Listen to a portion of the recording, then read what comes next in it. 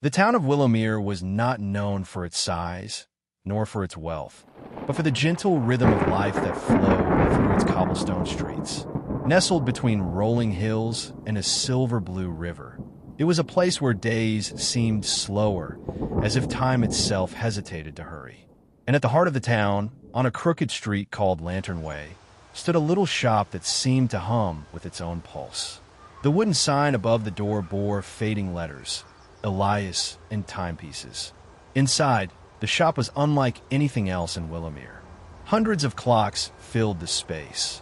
Tall grandfather clocks lined the back wall, their pendulums swaying in solemn unity. Cuckoo clocks chirped from shelves, their painted birds frozen mid-flight until the hour struck. Pocket watches gleamed under glass, each one with intricate carvings that seemed almost alive. The air smelled of varnish, brass, and faint lavender.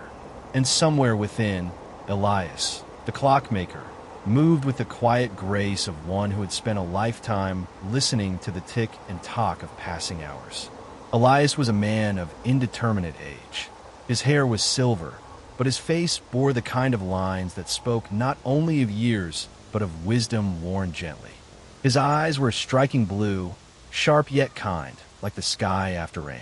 He was patient with his customers, polite with the townsfolk, but behind his calm demeanor lived a mystery. For as long as anyone could remember, there had been whispers. Elias was no ordinary clockmaker. It was said that he did more than mend broken springs and replace gears. Rumor held that Elias could adjust time, that he could add days or even years to a person's life.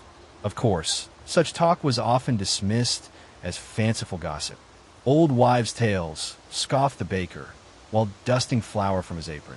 If he could add time, why does he still look like a man and not a boy of 20? Yet the gossip lingered in every corner of the town, tucked into conversations by firelight or murmured over cups of tea. Among those who heard the whispers was Clara Ashwell, a young woman of 23 who lived with her older sister in a modest home at the edge of town. Clara's life had been shadowed by illness since she was a child.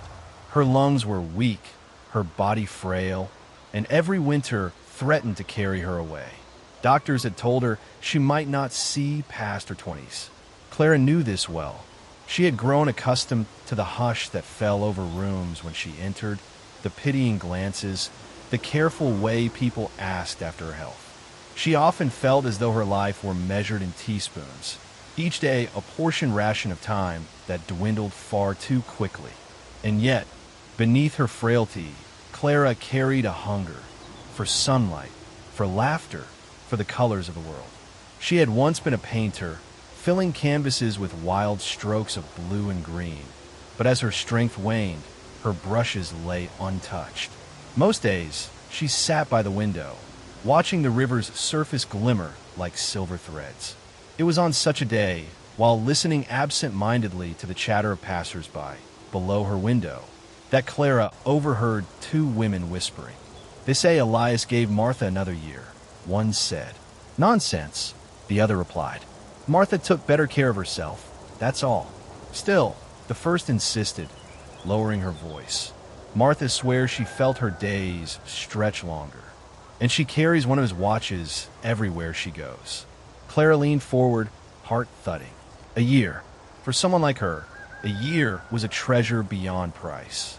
That evening, Clara mentioned the rumor to her sister, Margaret. "You're not truly considering it?" Margaret asked, brows furrowed as she stirred a pot of soup. Clara hesitated. I don't know. What if it's true? And what if it's not?" Margaret pressed. "Elias is a kind man, but he's just a clockmaker. I don't want you wasting your hope on something impossible." But as Clara lay in bed that night, coughing into the quiet, she couldn't dismiss the thought. If there was even a chance, just a chance that Elias could give her more time, she had to try. She wanted to paint again.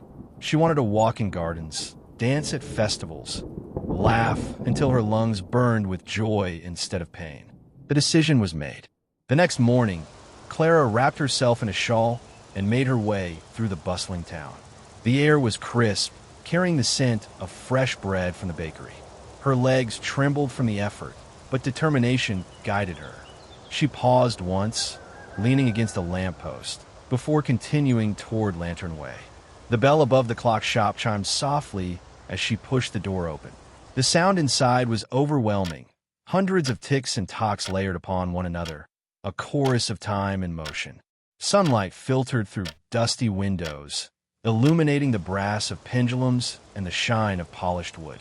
Behind the counter stood Elias, bent over a watch so tiny Clara could barely see the gears he was adjusting.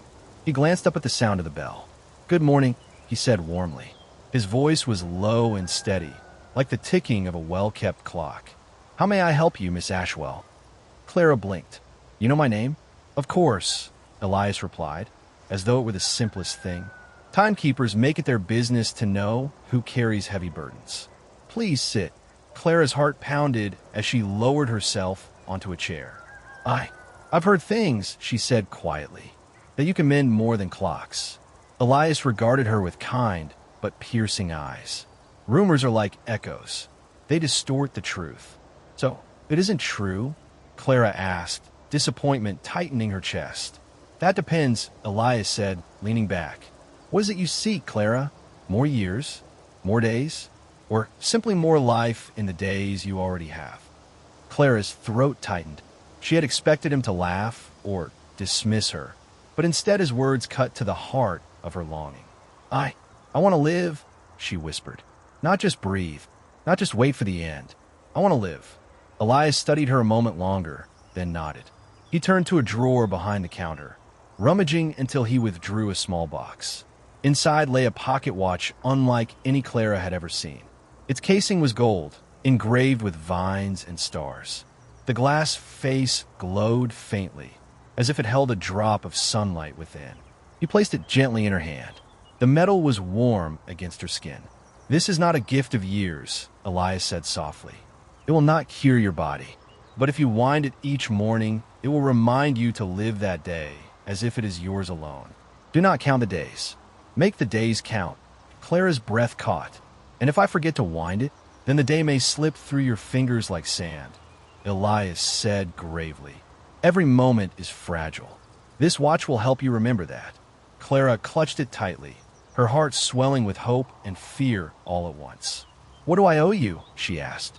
"Nothing," Elias replied, a faint smile touching his lips. "Only that you promised to listen to its ticking." Clara rose slowly, the watch cradled in her palm. She bowed her head. "Thank you."